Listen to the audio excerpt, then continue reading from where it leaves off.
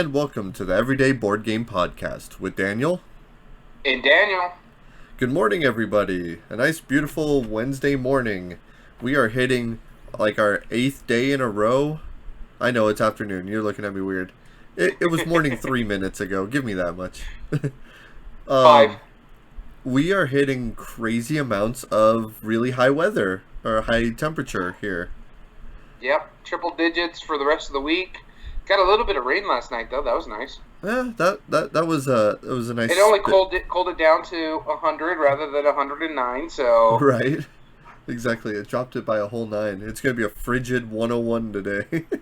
Yeah, no, it's ridiculous. We had like 3 days in a row that were 108 degrees out. Yeah, close to 110. I was talking to my mom and I asked her, when did we move to Phoenix? I don't get it. Right, exactly. Yeah, no, it's been ridiculous, but I mean, even better for social distancing and staying inside. That gives us a really good reason right there. Yeah. So, which makes me laugh because a lot of people are protesting the fact that we got to stay inside. Well, you weren't going to go outside anyways. It's 110 degrees. Right. It's like you're going to go outside and your face is going to melt off, but man, I had to work on my car for 5 minutes and it was ridiculous. I got sunburned. In 5 minutes? Did I have a typo in mine? Oh, okay. By needs more love. Both. I would say by more people knowing about it. It doesn't get played enough. It's not enough people's radar. That's kind of how we're going with. So let's go into our topic real quick. There's a couple on my list here that came out around the same time as another game, and so they're around the same mechanics and same theme and stuff like that. So one overtook another, but I really like the other one. So yeah, exactly. Yeah, mine are kind of the same thing. So our viewers at home and our listeners, our topic today is what are some games that need more love.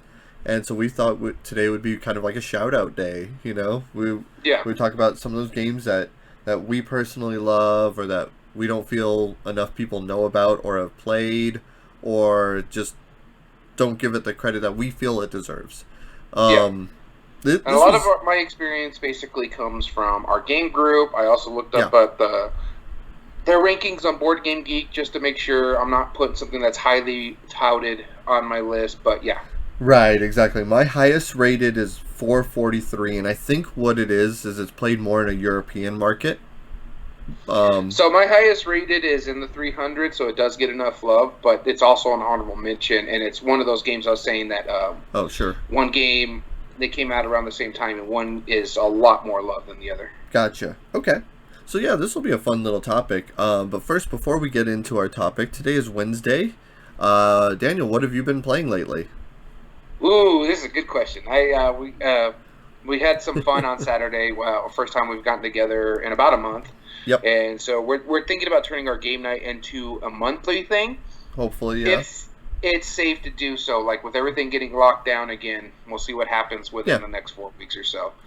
But oh man, I got to play a bunch of games on Saturday that made me quite happy. However, I do want to talk about a game I played on Sunday. Oh. And I've talked about it before, and that is Cartographers. I actually got to play it.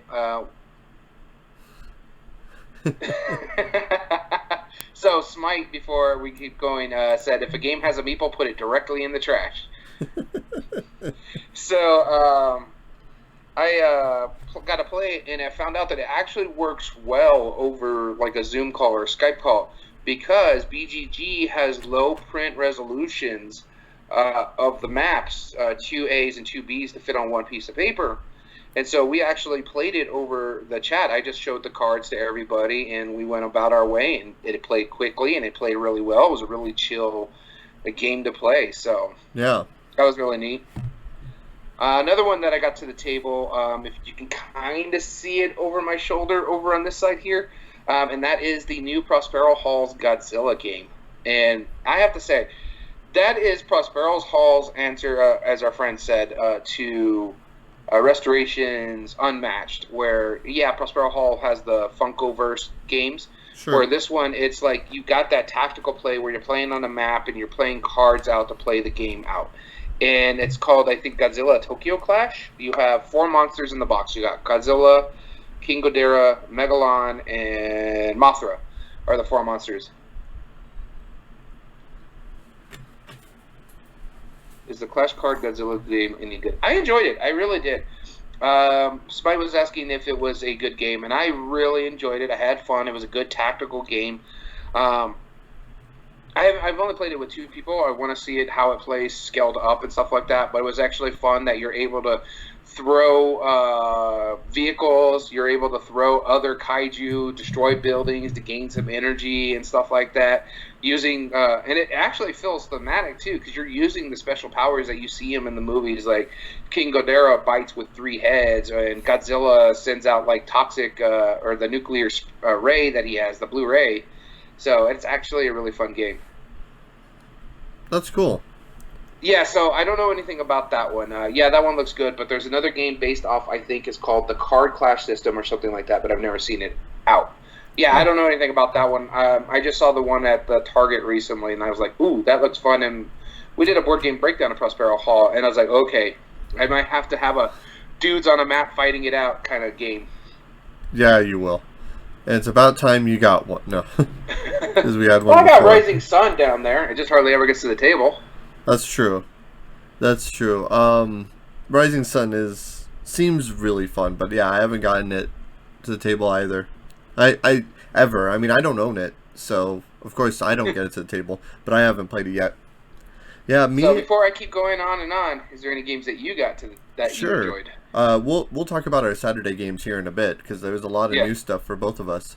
But yeah, other than that, I have played Between Two Cities finally. You can see the live playthrough. I quite enjoyed it. I thought it was really fun. Me and my son have been playing Toy Story Obstacle and Adventures the past few days. We play it every single day as best as we can. And yesterday was adventure number 5.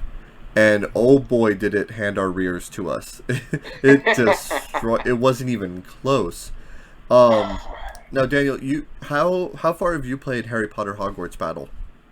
We're done with the base set. We're on the Monster Book of Madness missions. That's as far as we've gotten. But of course, lockdown happened, so the group that we were playing with, they're being extra cautious because 1, they have 2 very young kids, and 2, one of them is immunocompromised, so they're being very cautious. So that's the ones we play a lot of games over Zoom with. So okay. The reason I ask is because I've played the entire base game of Harry Potter Hogwarts Battle, and even though I like the Toy Story theme better, after about halfway, it becomes a very different game. Yes, so far, the new stuff that Adventure 4 and 5 have added in, which I'm not going to give any spoilers or anything. Yeah, it's fantastic.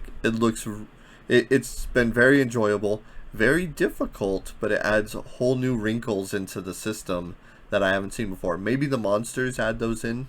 I haven't seen those yet, but yeah, we have some really cool stuff going into this adventure, and we only have one more after this, after we beat it, hopefully soon. Hopefully today. So I dig the Harry Potter game. I did play that one once. When you first got it, you and me played it just to see how it worked. I did enjoy it. For me personally, I think I like the Harry Potter theme a lot more, even though issues with the author. Yeah, yeah. I mean, it's just digging a hole right now. But I mean, because I never liked Harry Potter in the first place. I've gotten a lot nicer. You don't like anything good. I've gotten a lot nicer about my opinion on Harry Potter. I'm willing to play a game if that gets a game to my table. You know what I mean? Like that. Actually, like that new one, the new Harry Potter, the competition. The House Cup one? Yeah, House Cup. That looks cool. You know, Harry Potter has the dumbest ending. Oh, how does it end? No, I'm just kidding. Don't for our viewers at home, don't spoil it. But yeah, those are the other ones that I've been playing. But now let's talk about Saturday. All right, so I did kind of mention one of the games that we played on Saturday was the Godzilla Tokyo Clash. Yep. But man, oh man, did we play! The most powerful winds up being like an insurance salesman. How exciting! So there was quite a few games on my list that were surprising. Some of them I played before. We finally got to play Pitch Car. Yes. That was something. I really enjoyed that one. I was also really hungry, so I was trying to get it over with before I can eat my tacos. I know. You were eating a taco and then like flicking a disc, you know. That was good fun. Yeah, Pitch Car was fun. Popped out on your list that you enjoyed? So the ones that I hadn't played yet was Everdell. We'll briefly go through them. Oh, I actually forgot to put that on my. Oh no, there it is. Okay. Yeah, there was a lot of games going on. We'll go in order actually. So Pitch Car was the first one, then Archaeology. First one, I like Archaeology a lot, but you got Shining off of your shelf of shame. Yeah. So there was two games that you had to step out for that I played. One was the Tokyo Clash. Yep. The other one was the Back to the Future Back in Time game again. Our mutual friend wanted to play that one. Still lost, but still enjoyed the mess out of that one. I really do dig. And that's why it makes me hesitant with that other one that Ravensburger came out with to get, because that one really does feel like Back to the Future. Yeah. Yeah, that one's really fun. I enjoy that. But so what did you think of Shining? I really enjoyed Shining. It's probably one of the more simpler Prospero Hall games out there. Yeah. Because you're basically just trying to survive, all it is, and being smart about how you manipulate things and not go crazy and stuff like that. This one, I think the two that I've played that both simple, you've made this comparison, was Kenny G's Keeping It Saxy and The Shining. I think I like The Shining more just because the art's really nice. Honestly, you could reskin this with anything and it would still work, but I really enjoyed it. Yeah, no, Keeping It Saxy it's funny. The Kenny G board game, it's funny as to what it's trying to do, but yeah, it's if you're looking for anything somewhat difficult. The Shining, it's I'm pointing at it because it's right above my shoulder, so it's right there. Yeah. So, but yeah, I'm not gonna keep Keeping It Saxy. I am gonna keep my Shining copy, which is just a couple of spots over. So yeah. Then we played Around the World in 80 Days, which was my surprise. Honestly, yeah, because it's such an older game. It's just a reprint of an old game, and from 1979. I was like, I'm not a huge fan of racing games. Not a huge fan of them. I think I like one, and we'll be talking about that next week. Is exceptions to the rules for the next discussion podcast, Chits and Giggles. Couldn't think of the name. I came up with it. Yeah, right. But yeah, no, I dug really well out of that game. It was fun. I like the way you manipulate things. Yeah, and I almost won. Yeah, I barely just jumped ahead of you like right at the end. I just needed a little bit more cash. I got the cash and I was ready to make that jump, and then you're like, nope. Yep, nope. And then we went on to Abandon All Artichokes as a 2-player game. Quick little simple by Emma Ladd, I think her name is. I forget the name of the designer, but she's this is one of our newest games. Abandon All Artichokes, deck building, kind of from I did actually enjoy that game. That was actually another one of the surprises, like Around the World in 80 Days. That was a big surprise for me because I'm like, really, and then I should like game right, small card game. I should enjoy it. Yeah, exactly. Yeah, they hit it almost every time. Then we played Gizmos, and so.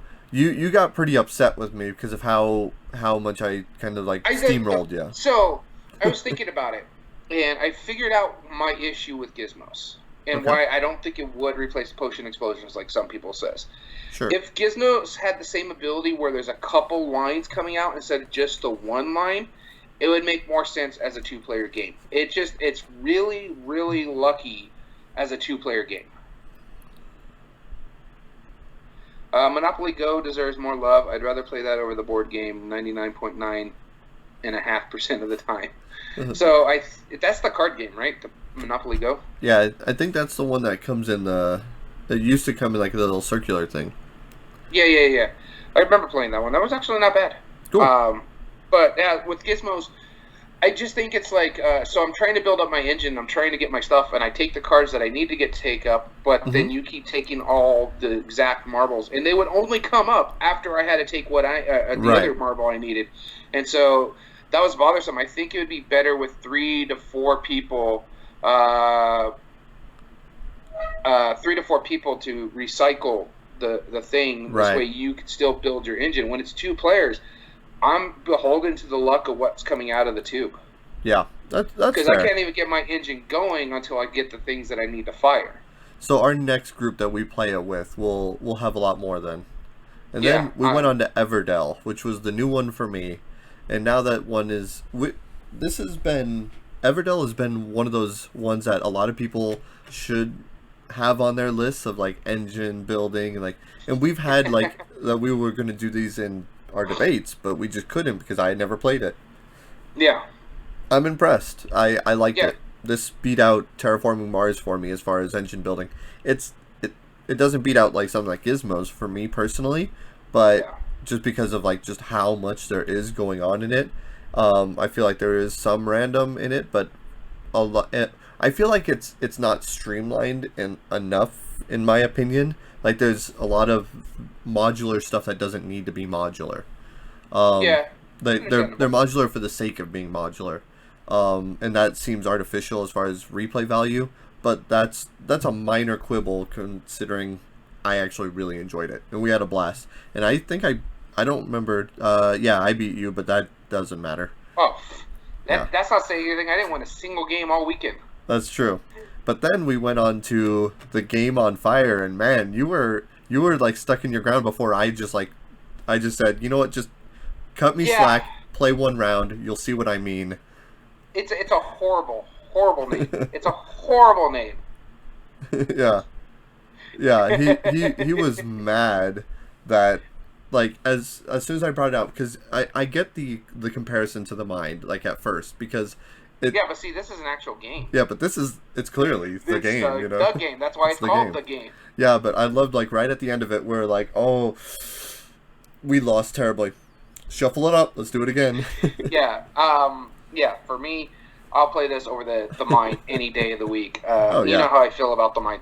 For Prospero Hall, a small card game, I was very hesitant because there was Mhm. only one other one that I've liked other than Silver and Gold that's over here on this other shelf. That's what is it? Uh It's the other one that was like in the mine, but it's the colored one. oh, Illusion. Illusion. Yeah, Yes. I did enjoy that one. But yeah, no, this is probably my favorite. I like the fact that you have to go. You have 2 areas where you go up the ascending order, and you have 2 areas where you go down the descending Yep. order. And you're like, don't play there. Don't do it. Well, I Don't gotta you play there. It's all I can play. Why did you jump at I know. 20? I know when you drop from you're descending from 80 and you had to put down a 40 something. It's like, oh, my half of my hand is completely useless now. Yeah, Congratulations. Yeah, that yeah. one. And then we played Santa Monica, which Which I enjoyed. I thought I won that one. I was doing actually really well. I mean, it was only like a 4 or 5 point difference, but you came back because your bottom row was just ridiculous. yeah, that was the only way. I focused on just the boardwalk part of it, but then we My made thing it. is, Yeah, with walking with that, I compare it to walking in Burano because they have a lot of like, um, not not a lot similar, but they the whole tableau building and building a picture and stuff like that are the similarities. I don't know. I liked it. I don't know how I would feel about it being a 2 player game. I think I like walking in Burano just for a 2 player because it's such a smaller game and smaller yeah, footprint. However, I think I would like Santa Monica with more people. that makes sense. And then we made a mistake right at the end of the night Oh by God. by both playing a game that was new to both of us. That was Yamatai, and it was already like 11:30 or something that we started Yamatai and learning how to play it, and both being colorblind. Oh God, the color blindness was annoying. The Yeah, brown. Seriously, if you're gonna use red and you're gonna use green, it do well with that. I could tell the red and the green apart, and then you're gonna throw brown in there. yeah, they're gonna throw a brown in there. Exactly. It's like, oof, that was brutal. Yeah, and then it Sometimes didn't help matters that it was also 12 o'clock at night, and I was like, we were half all right, I asleep. don't know why I agreed to this. I want to go to bed. Yeah, right. Exactly. It was funny. And then Smite has a question. You guys like play High Command? It's picked it up super cheap and only played the rapid fire card game version, and it wasn't that great. I have not played High Command. That Nor have I. sounds interesting, but so let us know if it's fun. But we have not played it. So yeah, that was most of the games that we've been playing recently. Yeah, because we there's wanted to only talk one more about game those. that I played, and that was the Choose Your Own Adventure Master of the Universe one, or the Evil Master. Oh, okay. Lost again royally. I mean, Oh, we yeah. actually did better the second time around, but yeah, still lost. Yeah. All right, so let's get into our discussion now. We asked on the Board Game Revolution group, a community group on Facebook, what are some games that don't get enough love? And I know a lot of people took it in different ways, so we'll kind of go through this. As always, we don't tend to read out the secondary comments that were posted afterwards, but we Yeah, will read out the main comment, of course, if it's appropriate, yeah, within levels. within So, reason. Yeah, yeah, do you want to go first, or do you want me to? sure. I'll go first. Adrian says that after seeing a few threads in this group, Scythe.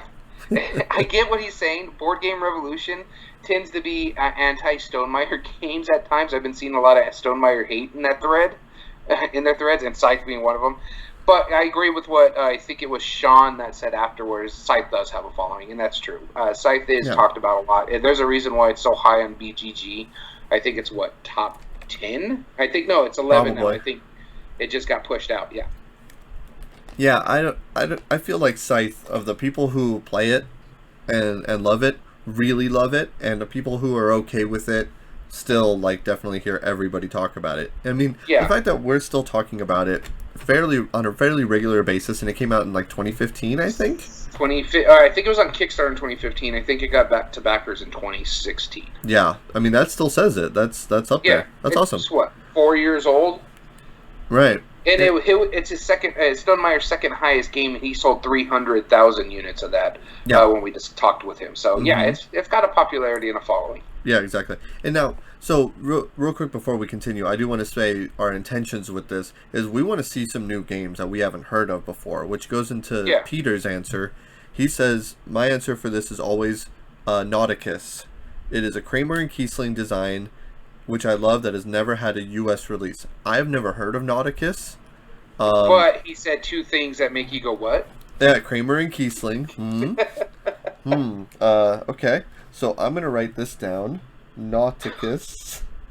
And because so I don't know how to swim, but like I love nautical themes. I don't Oh yeah. yeah, there's something about nautical themes that I absolutely adore.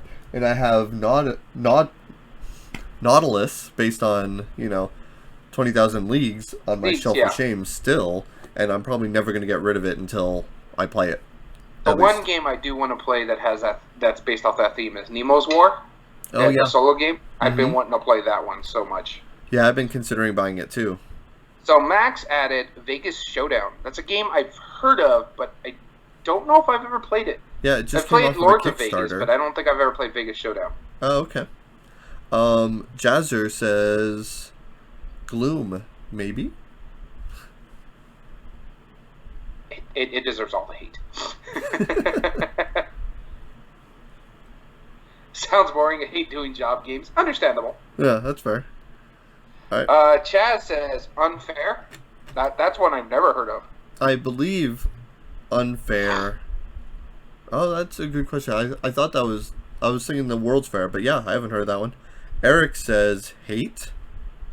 So I know it was a big box Kickstarter, and there was a while that it exploded, but it kind of died down, like on posts and stuff like that. People talking about it. Mutual friend of ours actually owns the game. Mm-hmm. I don't know if I would say it doesn't get enough love, but it's probably not one of the more popular CMON games. I think it came around the same time the Cthulhu game came around, the Death May Die. Yeah. And so, yeah, I can understand that. And Steven says, Dark Domains in Elysium. Okay. Elysium. Dark Domains I've never heard of. Elysium, I think it has a following. Yeah, to a degree. I mean, I don't hear nearly as many people talking about it. That's for sure. Yeah, but that's the issue with a lot of these games, and that includes my own on my own list here. Is just that there's so many games being pumped out that there's going to be a little bit of hype at the beginning, and then everything's going to tailor off. It's going to take a very rare game to just keep the momentum steady. Yeah, exactly. Like Wingspan. Yeah, exactly. Joshua adds Heaven and Ale. which Heaven and Ale, that's a Kramer Kiesling game. I own it. It was sold to me by the owner of a board game cafe who said that it is that Heaven and Ale. I'll read that in a minute. Was his replacement for Castles of Burgundy, and so I was like, okay, wow, if Heaven and Ale replaced Castles of Burgundy for you, I gotta check this out. And so I bought it. I wouldn't replace Castles of Burgundy with it personally, but I see where he's going with it, and it does have a lot of cool things with it. It's an interesting theme too on it that kind of just painted on, but it is for most Euros that's true. But it's an interesting theme on it because it's basically about monks brewing beer. Yeah, exactly. definitely unique. And then Smite says Dark Domain has a 7.6 with these people. Or what do these people want? Jeez. Yeah, that's good. I didn't realize it was that high. Yeah. Downfall of Pompeii was what Arnold was saying on his list here. Okay. And Ryan said Blue Moon City. The only reason I don't think it gets enough love is because it's so much older. And it's very rare to find it in print. I know they just recently had the CMON reprint of it within a couple years, but that was even then. I did it when I picked up my copy. Yeah, that makes sense. Yeah, Blue Moon City was fun. I liked it. Yeah. It's my one Kinetia game that I have on my shelf. Yep, that's the one. Hey, if you had to have one, that's a good one. Yeah, no, I don't disagree. I've only played a few, so. Played Blue Moon, not bad. So have you played Blue Moon or Blue Moon City? Because they're actually, from what I hear, completely different games. Cool. All right, your turn. No, it's your turn. I said Blue. Oh, no, you said Blue Moon City. Aha. Mike says Tyrants of the Underdark. I have not heard of this one. But a lot of people are saying, that they agree with him. But yeah, I have not heard of it. Was that a Kickstarter? I bet, probably.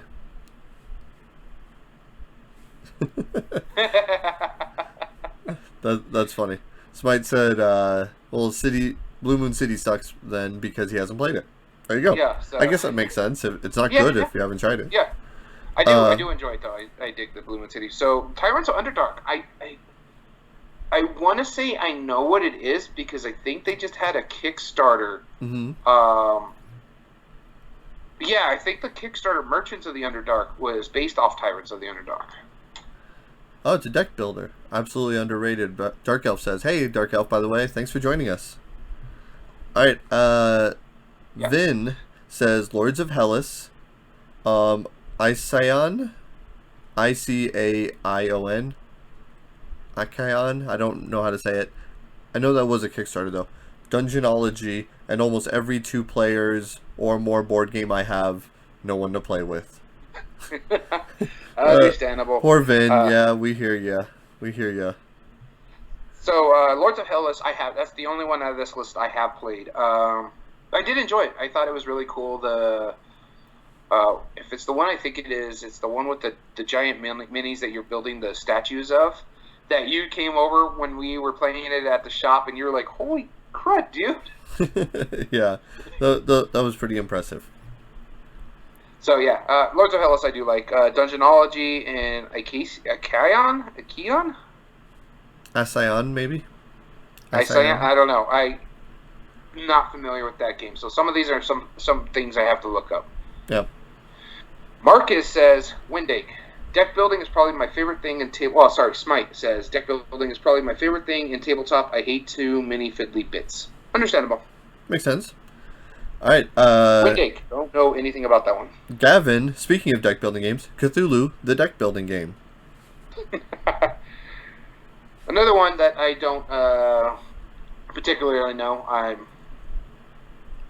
Yeah. So Chris says, and he's got a couple games on here. Vindication,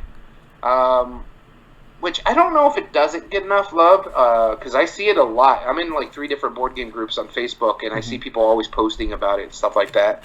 I know Tom Vassell raves about it from time to time on Dice Tower stuff. So I don't know if it doesn't get enough love, but I could be wrong.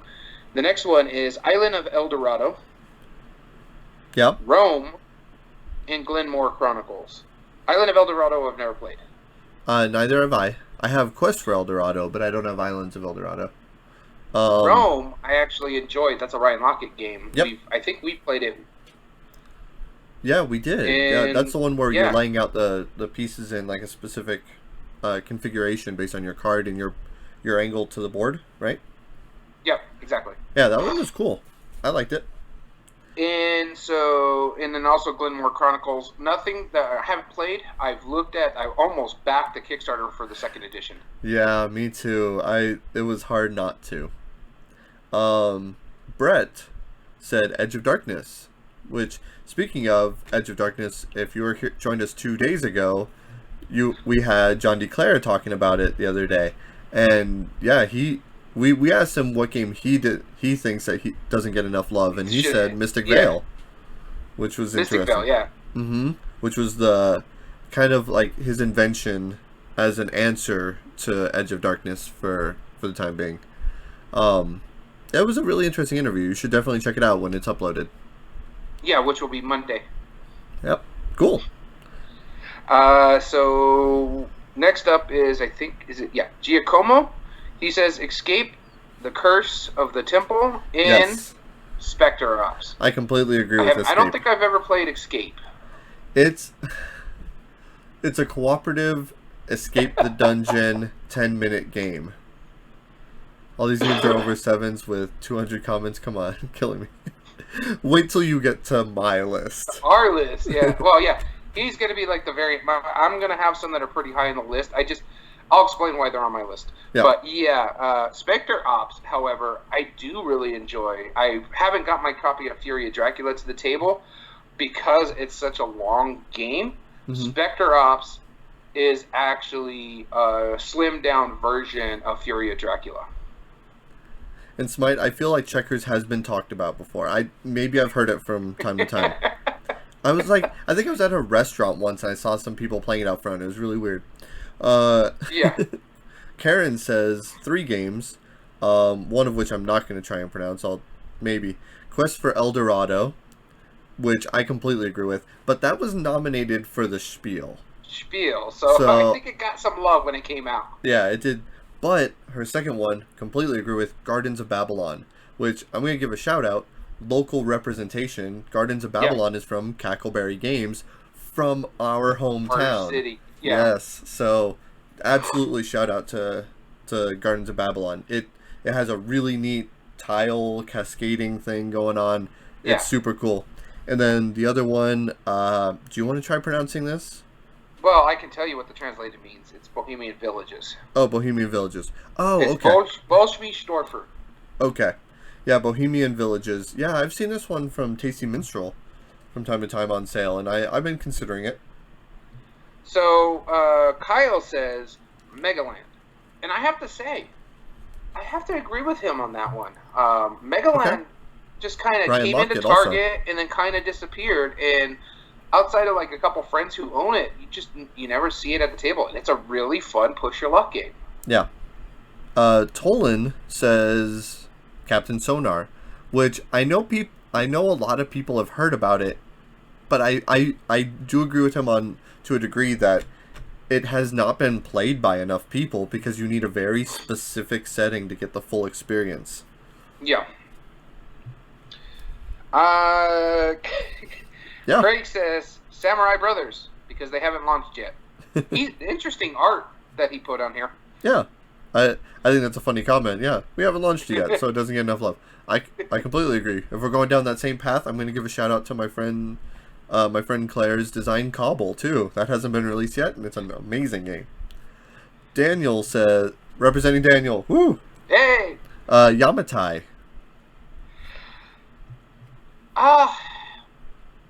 I can see why. For a Bruno Cathala game, I can see it not getting a lot of love. I like this better than that one Ishtar, the one that we played, the other Cathala. Yeah, I'll have to say I do like this more than Ishtar. I had fun playing it. Yeah, I can see not the comparison. Not colorblind friendly, but no. Yeah. Shout out to the game in my mind. Shout out to the game in my mind. There you go. But for a Days of Wonder game, yeah, I don't think it got really a lot of love. It kind of came and then fell off the map. Whereas I think, like, what's it called? The Mancala one, Five Tribes. That actually lasted a lot longer, and you still hear more about Five Tribes than you do about Yamatai. Right. As far as like Days of Wonder, if I had to pick one, it would be this one right here, Quadropolis. Like I don't think that gets nearly as much love as even Yamatai did, because Yamatai felt like it was coming off of or like had the hype built up because of because Five Tribes. Five Tribes. Yeah. Yeah. So, but Quadropolis, it was like, hey, everybody, try this Quadropolis game. Anybody who played it, they're like, yeah, this is really cool, and then stop talking about it entirely. Yeah. So I think it's your turn. Nope, but okay. Will says Shadowrun Crossfire. Which I played Dragonfire. Yep, I would gladly play Shadowrun Crossfire now, having played Dragonfire. Chris says Master of Wills, a small publisher, great game. Haven't played it. Can look into it. Yep, we'll look into it for sure. Andrea says Dreamwell. That was an interesting little puzzle game. Very difficult for colorblind people, though. Race to the North Pole. I met the designers of this. There was an app recently. Have you heard of the app called Dized? Dized? I've seen it, haven't looked at it. Right. It's an instructional app. The designers of Race for the North Pole created this.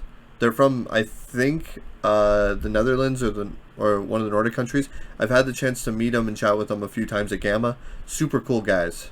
Very fun. So Smite says Shadowrun is pretty decent. Yep. Yeah, we played the Dragonfire version. Haven't played the Shadowrun version. Yeah. So and then they had one more game on that list. And Cortex, which I don't know anything about, but it has a QU at the beginning. I was gonna say it's kind of probably an abstract strategy game. Well, if it was made... That goes with, like, corridors and... Yeah, if it was made by Gigamic, Corridor, Quarto, all of those, I would have heard about it. But now I'm going to Google it because Cortex sounds Maybe it's cool. one that just kind of slipped through your fingers. Maybe. Might have been. So Bill says, one of the games that's on my list that I might pick up here soon, and that's Blackout Hong Kong. Mm-hmm. It gets put on discount shelves all the time. He got it for $15 because it wasn't Great Western Trail Redux. Or redo, and the art wasn't the best. It has enough interesting mechanics that I don't see it leaving my collection anytime soon. Alexander Pfister games are on my radar. Everybody's raving about them, and Great Western Trail is something I do want to pick up. I just haven't, and it's hard to find now. Next on his list is Euphoria. He says it's probably his favorite Stonemaier game. The theme ties in nicely with the worker knowledge mechanic and is a really nice twist on the worker placement. I really like it as a step above gateway game, and that's the one Stonemaier game that isn't a re-implementation that I have not played. Right. And next on the list here, he has Gugong. Doesn't seem to get much love, but it's pretty solid for its weight and length. And the last one he added was Battle for Rokugan. I really wish this would get an expansion, but I think it's a dead product. It has some small balance issues, but it does so well, especially given its short playtime. Yep. Don, Smite said, yeah, looking at the board looking boring. Yeah, Blackout Hong Kong, it does look really boring. It's an awesome, interesting theme. And it's got a bunch of cubes. It's really all it is, but yeah. Yeah. I remember the reason it put me off a little bit is because it didn't look very colorblind friendly at all. But maybe I'm wrong. Don says Whistle Stop from Bezier Games. Yeah, I agree with that. I haven't played it, but I haven't had an opportunity to play it. I don't think anybody that we know of owns it. I may be wrong. No, I don't think so. Yeah, I haven't played it. It's been on my radar. I just haven't picked it up. It's not something. I think it's a roll and write, if I remember correctly. No, Whistle Stop is the one with the hexagonal tiles where you're connecting. Oh, okay, so there is a roll and write based off of that, but I think so. Yeah. All right. Warp Gate. Rick says Warp Gate, Game Books, and Dungeon Alliance. I don't know any of those games. I've heard of Warp Gate. I think Warp Gate, if I'm not mistaken, was originally a Game Crafter game. And I've seen it. It looks pretty cool. Eric says Imaginarium by Bruno Cathala, which when we did our Bruno Cathala board game breakdown, that one did look interesting. I love the theme and the aesthetics of it. The art in that is amazing. Andrew says a game that we just recently played and I think was already mentioned before, yep. Yamatai. Yamatai, yep, absolutely. Sean says Luxor and Tobago. Or Two Tobago. games I'm not familiar with. Look, I'm familiar with both of them. They both look really fun. I've been thinking about buying Tobago or Tobago, whatever it is. It does look really neat. Tomato, whatever. Right? So Alexandre says one that's already been mentioned, Elysium. And the next one here is The Networks. I have heard of The Networks. I haven't looked too deep into it, but it's something to look into. Yeah, Gil Hova. The idea behind The Networks is basically you're just trying to get like the best syndication, the best shows, and the best TV station overall. It's kind of neat. Oh, all right. We're trying to get through this. Yeah, we're going, right? Networks is super fun, well worth a play. Awesome, Dark Elf. We will try it then. Yeah, we'll have to try it then. Tim says Endure the Stars 1.5. Never heard of that one. Nope. So next up is Mark. I published Wreck and Ruin last year. Got good reviews and has a BGG rating of 8.2, but not enough people know it exists. Well, now they do. Hopefully our shout out will help you out. Wreck and Ruin. All right, I'll look at that. Let's see here. Wreck and Ruin. All right, here we go. And then Mark says Endangered was his toughest Kickstarter campaign. A struggle at every step. Hopefully the new species expansion will thrive. I hope so too. Yeah. I heard about Endangered. This is one I'm going to look into. Yeah, it seems cool. It's a wonderful theme. Mark, I hope you the best in luck on your next one. Yep.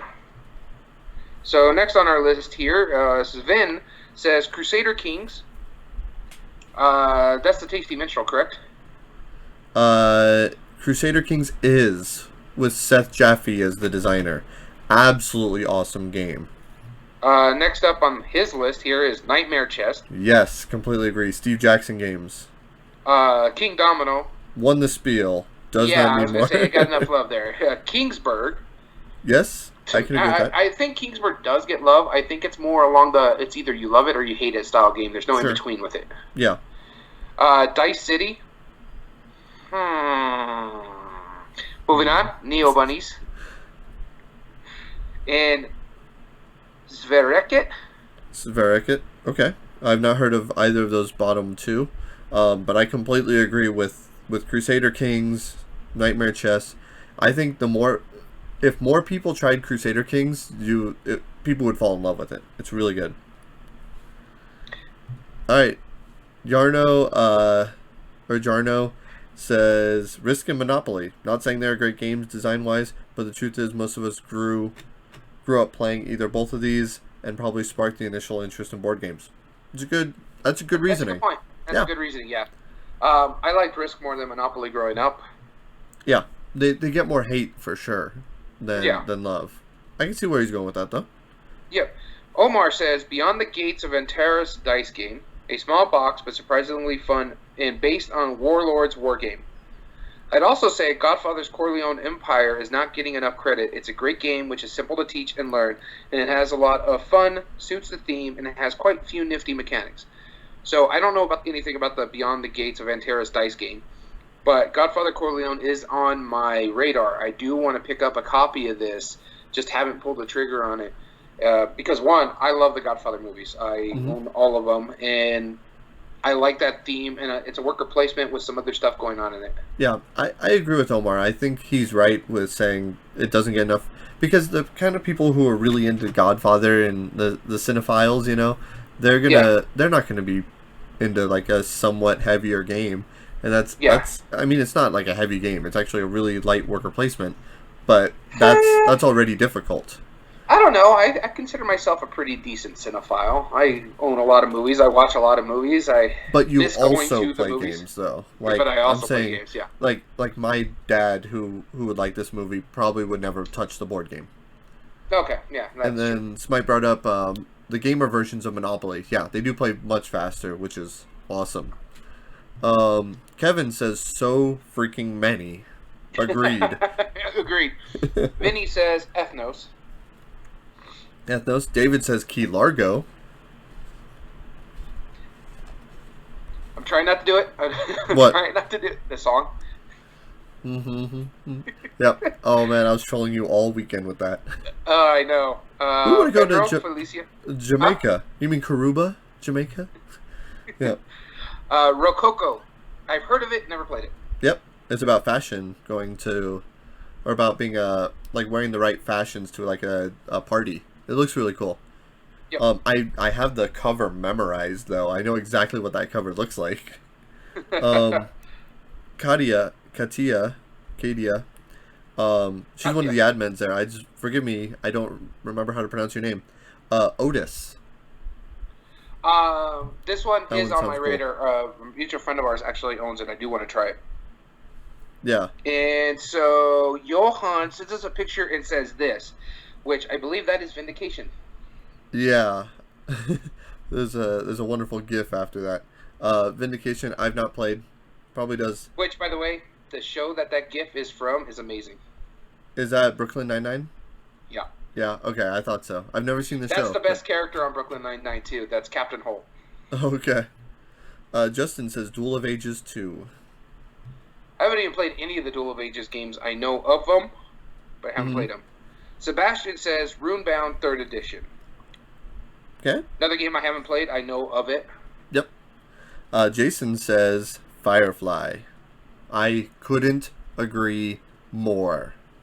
It got me into the show. That says something. That means that gamers would cross the paths of Firefly fans as far as, you know, if you like the game. Coming into the hobby. Yeah. I mean, if you like the game. I was a fan of the show, and to me, the game has the space part of it right, but that's only a third of what the show does, so that's my issue with it. Yeah, exactly. I don't disagree with you. I think you liked it less because you already liked the show. But the fact that I didn't like the show at all, or I didn't know anything about the show, and then I did it. It looks like I might have lost Daniel here for a minute. So I apologize if it's frozen on this end. It looks like it is. So we're going to take a very quick break, finish up these notes. So we're still going to be on stream. So just hang out with us for a few moments, okay? We are back recording after that very quick break. Sorry about that, everybody. Yeah, technical issues. Yep, it wouldn't be an Technical episode. It would not be one of our episodes if we did not have to troubleshoot in at least a little bit. Comcast. For once, it was your end and not mine. Normally, mine is the one that's iffy. I3. Yeah, I don't know why it went down, but during our break, I3 is also saying that he's trying to narrow down his Japanese games list for suggestions for the podcast. So we'll look forward to those. Jorge. I think we left off on Firefly. Yeah, Firefly. We're talking about Firefly. I got my last point in. I don't know if you had anything else to say, but no. Like I said, it misses a third of it and stuff like that. Jorge says Coloretto, and I completely agree with that. You know, Daniel, you didn't like Zularetto, did you? I didn't mind Zularetto at all. My wife hated Zularetto. I wonder what your thoughts would be on Coloretto then, because it's just a card game, and you're sorting it out similar drafting to Zularetto, and you basically only score like I think your top 3.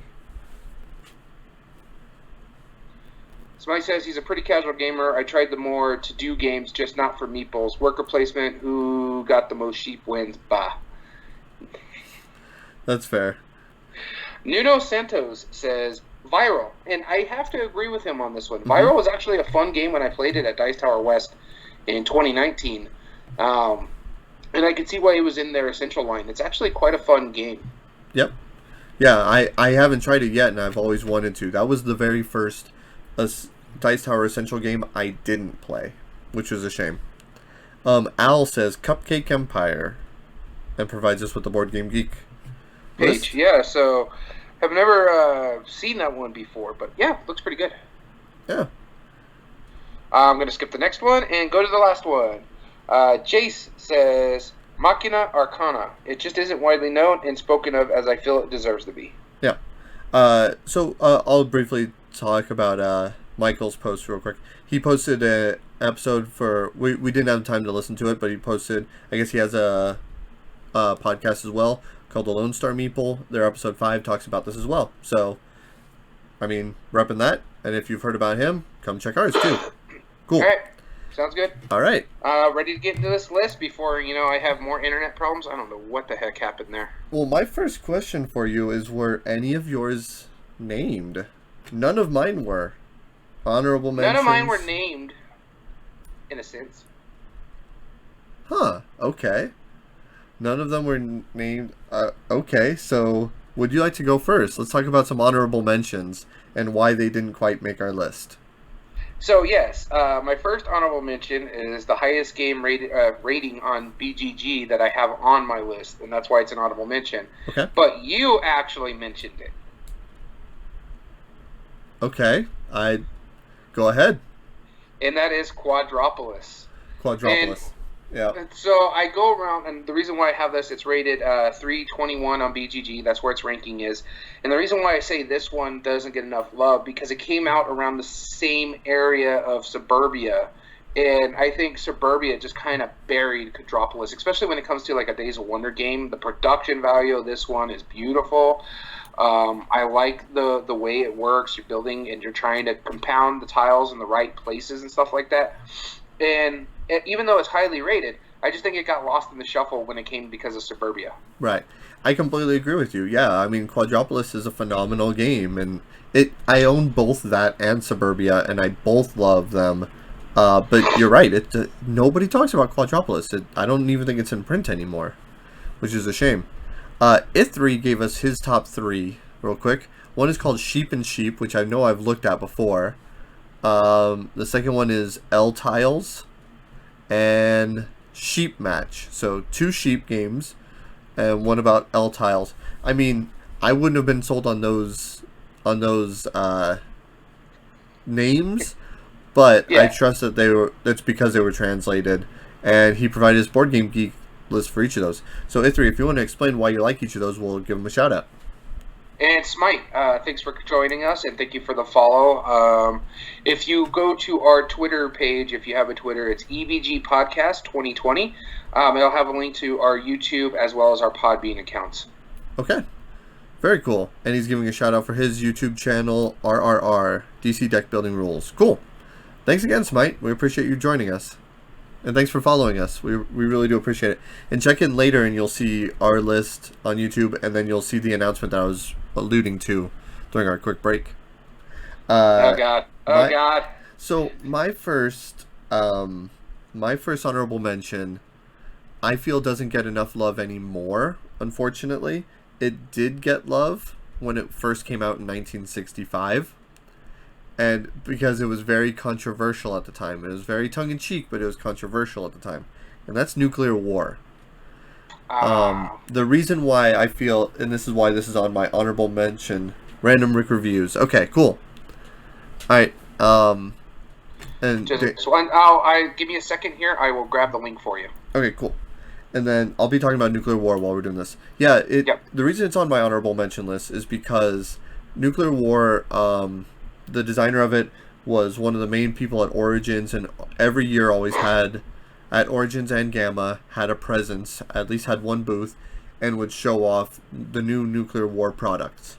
I mean, granted, it would be like every 10 years that a new title would come along, but they were really fun. We've said this before, that was back in the day, before games were good, they were just meant to be fun, and it was a silly game. I do feel bad that my friend got eliminated before his first turn, and then sat and watched everybody else do it. I'm not, because I'm the one that did it. You were the one? Oh, man. So you're the reason he won't play it with me ever again. And I get why people don't like it. I totally understand that. But, I mean, I adore that game. It's really good. I've always enjoyed it. It's good. If you want to just have a simple card game and hang around with your friends and just cause shenanigans, it's a good one. Sorry, things are running a little slow. I'm trying to get that link here. Smite said he did find it. So, okay, sounds good. But you can go ahead and post it anyway if you'd like. Yep. Just trying to get it loaded up here. And there we go. No worries. So that was my number 3 honorable mention. Or one of my honorable mentions. And we try to keep the honorable mentions down to 3. Basically 3. 6 games apiece. Yeah. Although one that I took off the list, and I'll let our viewers at home know, was the Tomb Raider collectible card game. and I had good nostalgia for it. 1 to 2 players, cooperative, delving in a dungeon. It had some cool stuff going in it that I hadn't seen before, but I don't remember how much of it is nostalgia. So, there you go. Daniel, what's yours next one? My next one on my list here is sitting at 954.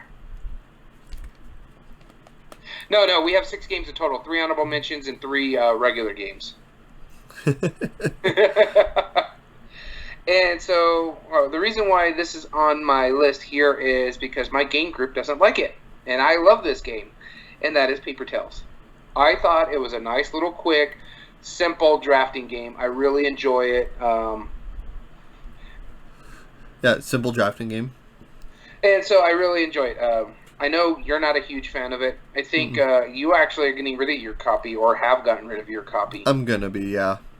I haven't gotten rid of it yet. I still have it because I was gonna get rid of it right around the lockdown time.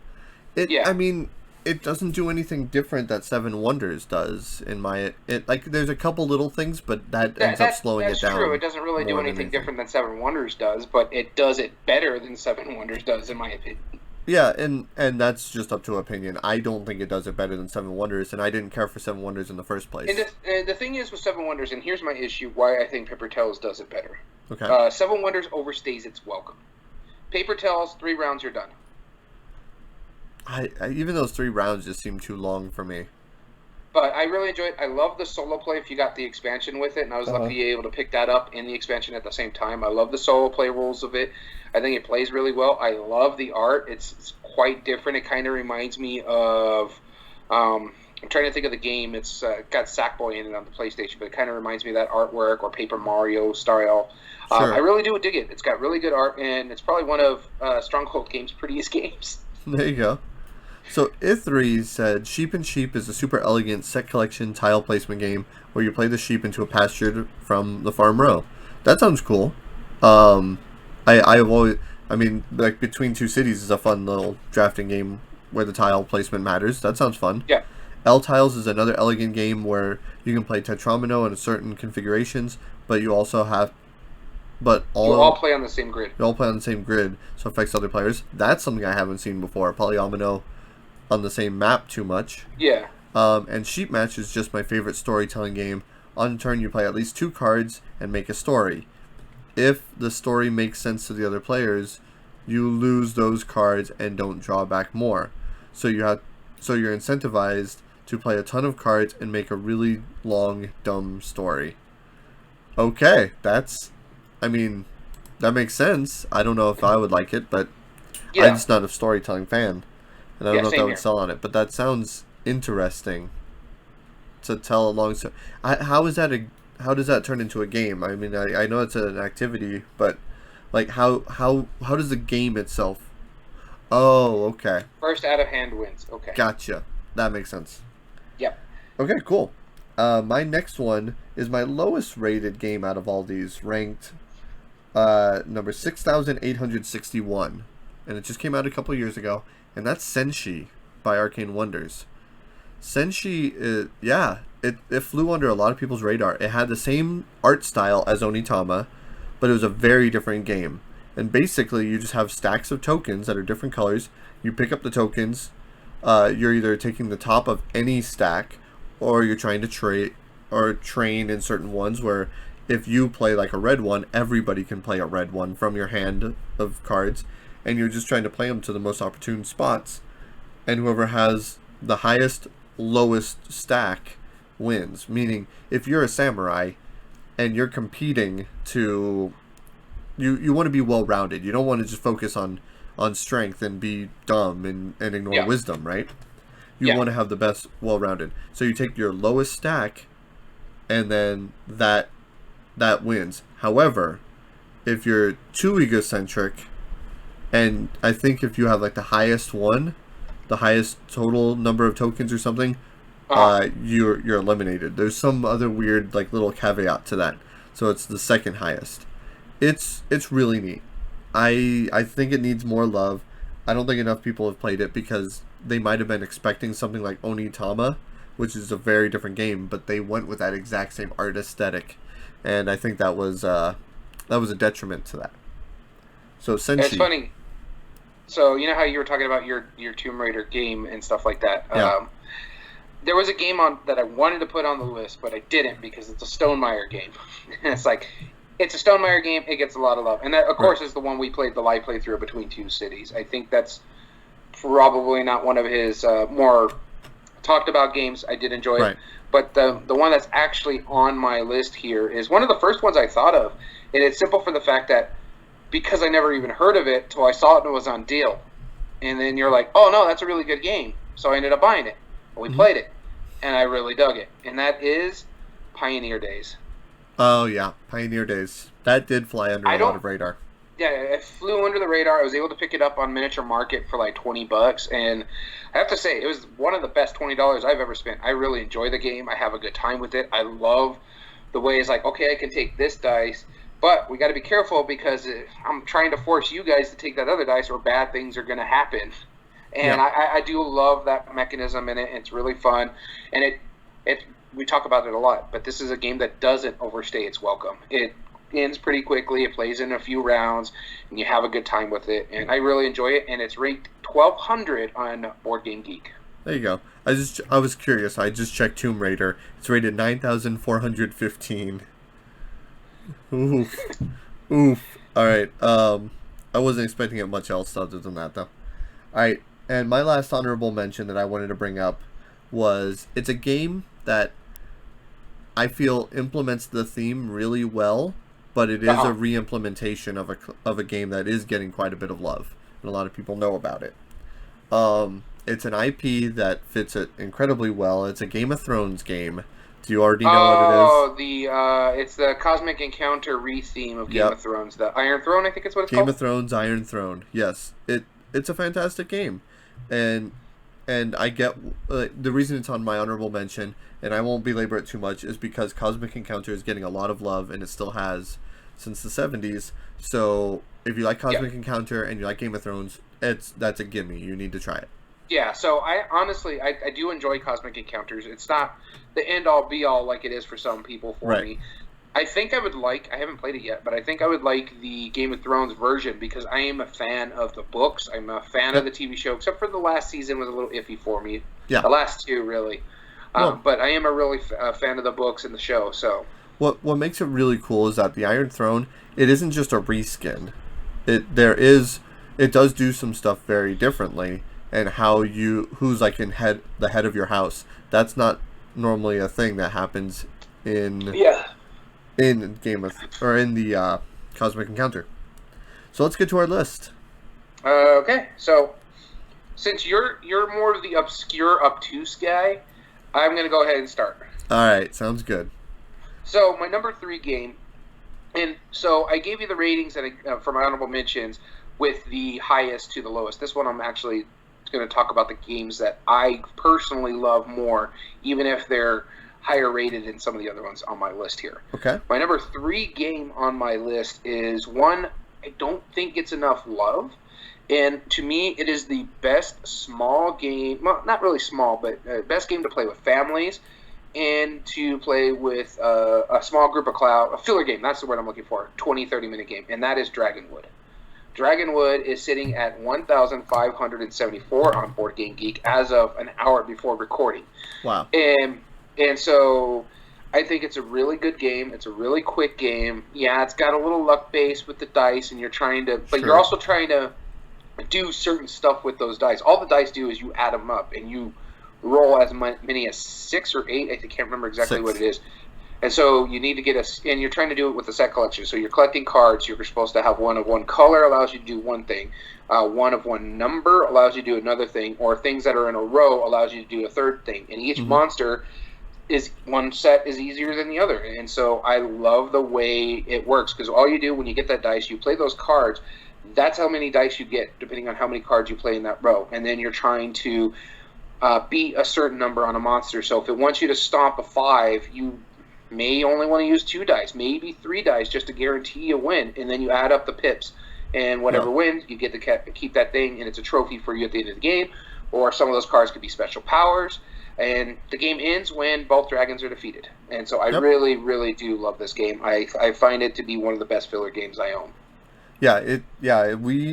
I think you're right. I think like outside of our shop, which I've shown it off countless times and it always Mm-hmm. sells, it I think it feels like I'm the only one pushing that game.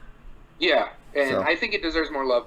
Every time I see like someone says, "Hey, anybody know about this game? Should I pick it up to play with my kids?" I tell them hands down, yep. your kids will love it. The art is really nice. There's actually a gamier version of it. What is it? Dragon Realm. Yep. That I do want to try, but I don't know if it will replace the love I have for Dragonwood. It won't replace it. I can already tell you that right now. But it might. I gladly own both of them. Like say Sushi Go and Sushi Go Party, I can get rid of Sushi Go if you have Party. You know. Yeah, exactly. Even Sushi Roll, I'd probably get rid of Sushi Go. But the thing is, this is a totally different game. It's almost like worker placement. So my that was number my number one. 3, Dragonwood. Even the designer has said that this game does not get enough love. And we have interviewed him. It is a cooperative game. Would you like to take a guess? It's one that I promote all the time. So it's a designer we talked to who says he doesn't get enough love. That is a cooperative game. Yep. Let me think about this for a minute. Who we've interviewed. Yep, you can take Kurt Covert out of the list because he's printing his very first one, which, by the way, Night Cage is on Kickstarter as of yesterday. As of yesterday, yeah. So go check it out, see if you like it. So, is it Justin DeWitt? Yes. And let me think about what co-op. So, he thinks doesn't get enough Castle love. Panic. Huh? It is not Castle Panic. Yeah, I'm trying to think about his... Oh, is it the Hot Shots? Yes, it is. Hot Shots. Hot Shots, yeah, if you like Castle Panic, this is the next step up. It could be super mean. It's not a tower defense, but it is really thematic as to how firefighting works, like how the fire spreads around because of the wind, the embers are burning it down. It's an incredibly tense game, and it's one of the smartest cooperative games because it has push your luck dice rolling in a cooperative setting. Oh my goodness, is that cool?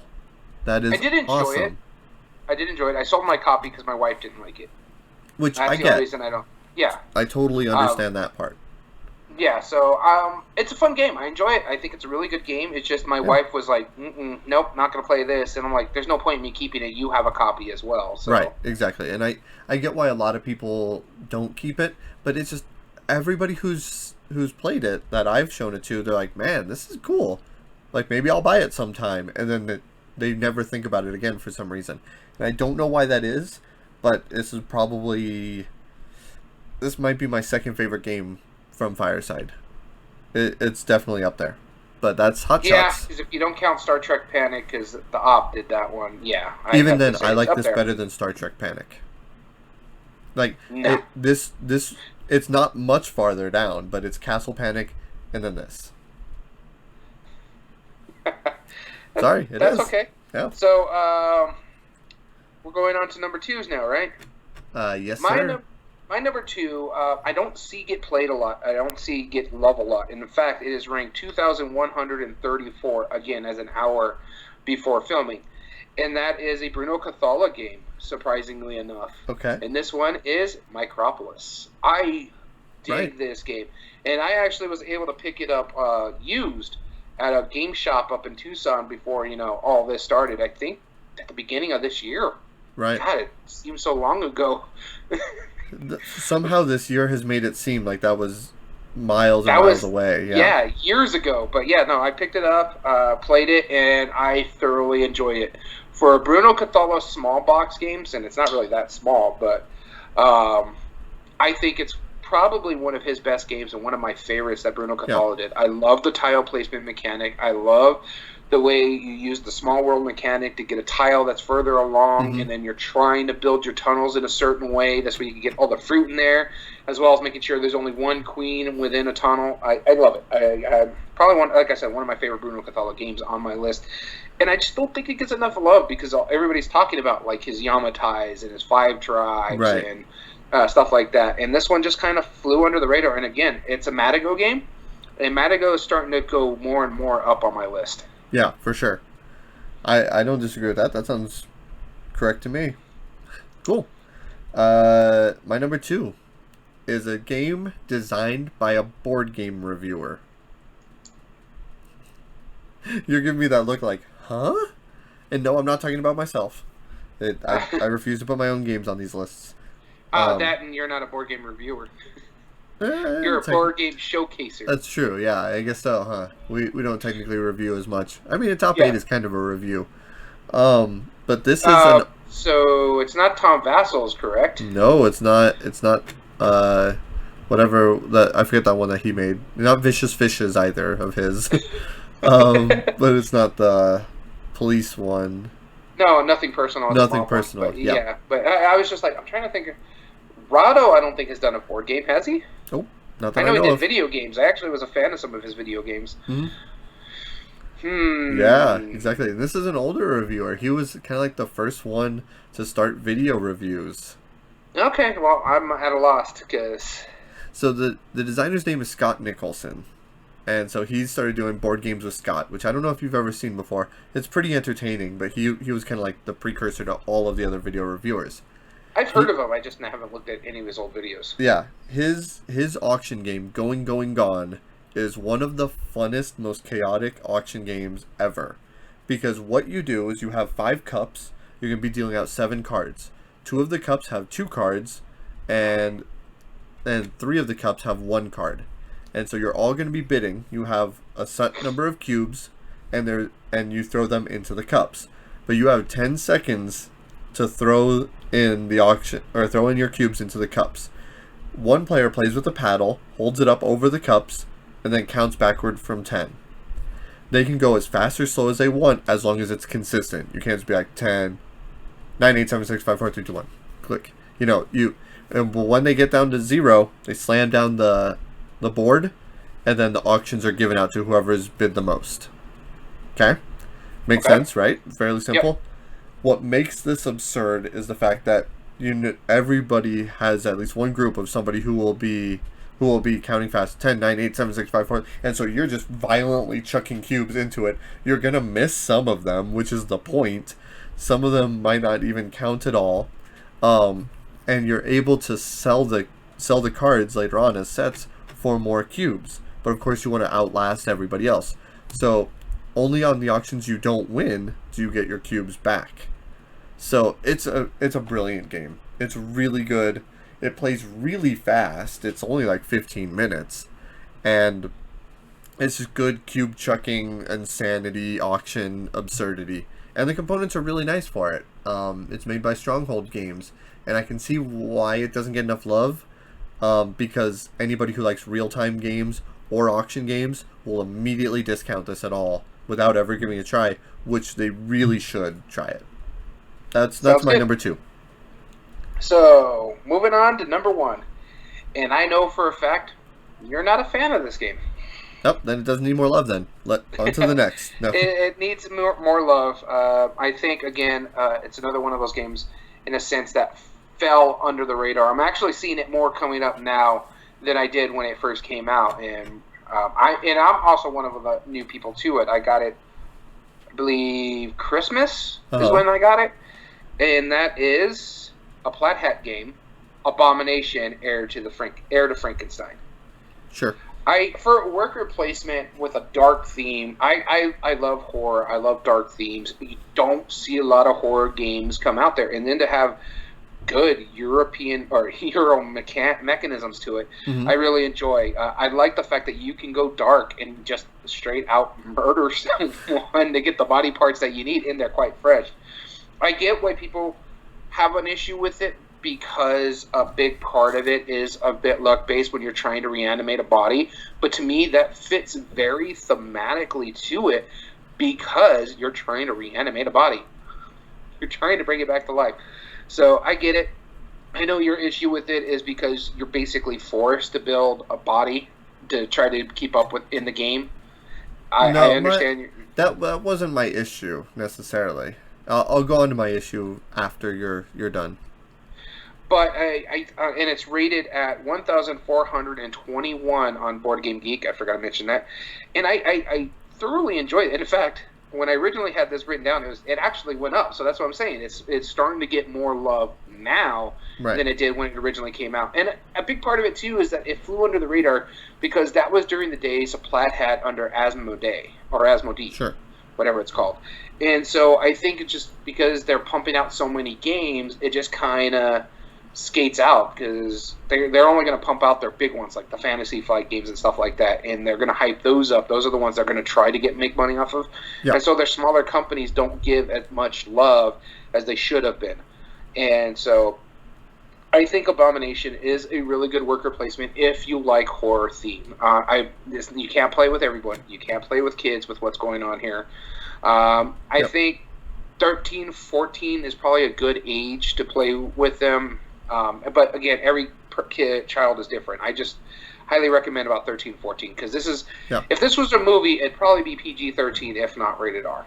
Yeah, depending on how much they showed, right? Yeah.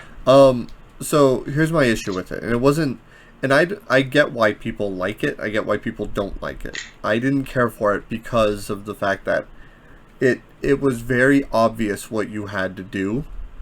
It never really let you stray off of what you needed to do. Like you at the end of the game, you need to have the body, you need to have everything ready, and you got to give that one final chuck roll to see what animates.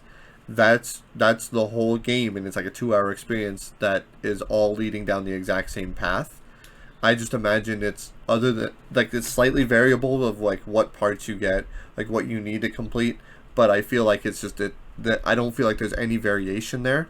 And when I found out that I was playing it wrong because I misunderstood one of the rules, which is on me, that's not part of the game. When I misunderstood that you needed a certain amount of like logic before, or like understanding that one dial before you can even make parts, and then I found out, oh well, then all my stuff's going to be wasted anyway. I tried to see, it's like, all right, how can I dig myself out of this hole? And I tried other strategies, and you clearly can't do that. There's no way you're going to win. So that does end up boiling down to the dice roll at the end of the game. Who rolls better? Because you're all doing the same thing. Yeah, well, I get that. I understand that. But the thing is, it's the marriage to the theme. You're making Frankenstein monsters, so... Yeah, I get it. I just wish that there was more variable to it. I get what you're saying, but my issue with that argument, again, is it's heir to Frankenstein. You're building bodies. That's the whole point. That's what you're supposed to do. Yeah, but I feel like there's a way that you can make it less restrictive. Like make it more likely that the bodies will less decay. Like it shouldn't be down to that fine of a wire. You know what I mean? Like, it's super thematic. I love the theme, and I love the aesthetics, and I like horror movies. It makes perfect sense. I totally get everything that they decided to do with that. I just wish it was looser, and I didn't feel as constrained while playing it. And then it wouldn't feel as thematic. And again, we've talked about it. Less theme, more mechanics for you. No. I just feel like it could have been done. It could have had more streamlining. It could have, but I think it's a fine game. I think it works well. And to the fact that proved my point, it's actually growing, and a lot more people are getting into it now than when it originally came out. Okay, cool. Yeah, I mean, good pick. I don't disagree with it. I haven't heard anybody talk about it at all recently. So yeah, the first couple months, everywhere. But mine is my second oldest game on the list. Oldest game on the actual list, not including Nuclear War. Danny, the reason why they don't get love is because they're old. So this one does get some love, and it's the highest rated out of mine. It's number 443. The highest rated. Oh, okay. Yep. So, I mean, it definitely gets love. It just, I feel like it's in, like, right now, the past, like, 5 to 10 years, people who will love this game just haven't, like, everybody who already loved it, don't bring it up. And anybody who hasn't seen it yet is like, oh, it's old, so whatever, it's probably garbage. It's a phenomenal game. It's about bean farming. Bonanza, hands down, doesn't get enough love. Everybody who's played it falls in love with it. Because that negotiation, if you like Settlers of Catan, or even Monopoly for that reason, then you can get behind the negotiation involved in Bonanza. If you like set collection, you can get behind that. If you like anything Uwe Rosenberg has done and you like farming, that's all he's done. So basically, Uwe Rosenberg's games. Yeah, that's all he's done. So I don't know where I'm bringing that up. Bean! Yeah, bean. Yeah, exactly. You can't discredit it because it's a farming game. It's not a farming simulation. It is a straight up shenanigan negotiation game. You get the best backdoor deals. This is my favorite negotiation game as far as like trading and stuff.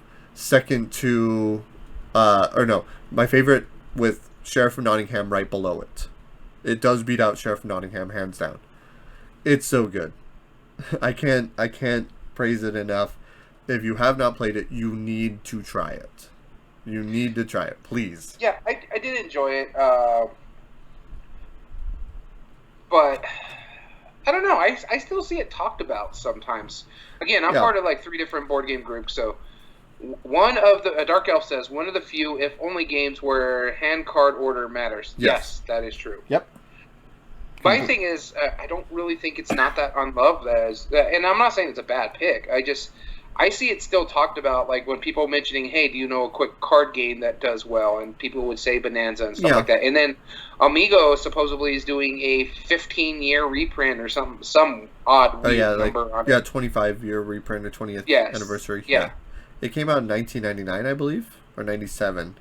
No, I just think that, honestly, like, if you have a copy of Bonanza and you have any game group, you can forget about playing it at first, but make sure it gets to the table at some point. Dark Elf says, they talk about it a lot on their podcast, so. Yeah.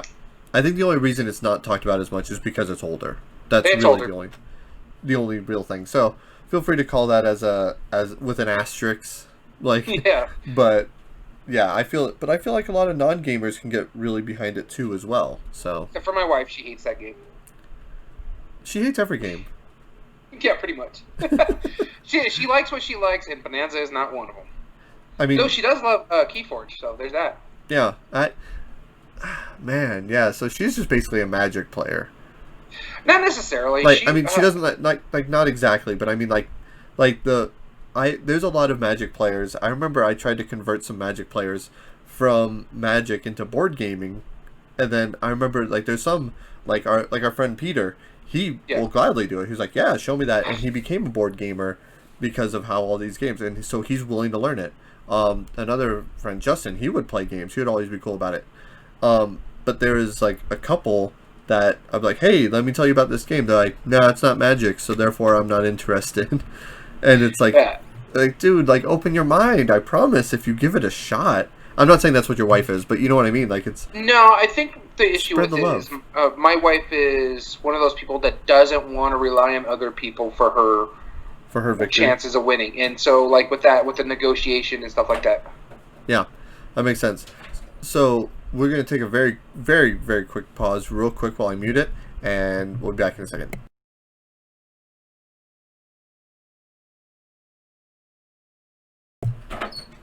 Sorry about that.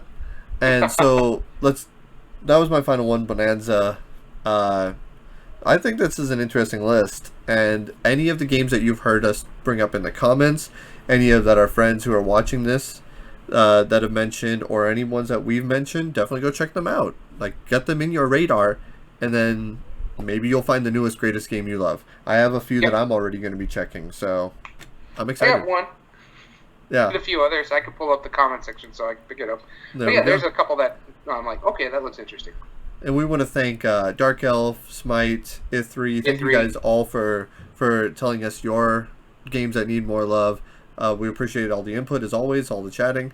And with that being said, if you'd like to watch us record this live, go to twitch.tv/everydayboardgames. As well as the re-upload of the videos on YouTube at Everyday Board Games 2020. The audio versions can also be found at Podbean Everyday Board Games podcast. Okay. And if you'd like to contact us directly, it's everydayboardgames2020@gmail.com. As well as you can find us on Twitter at EBG Podcast 2020. So as always, I've been Daniel. And Daniel. And we want to thank you for tuning in. Goodbye.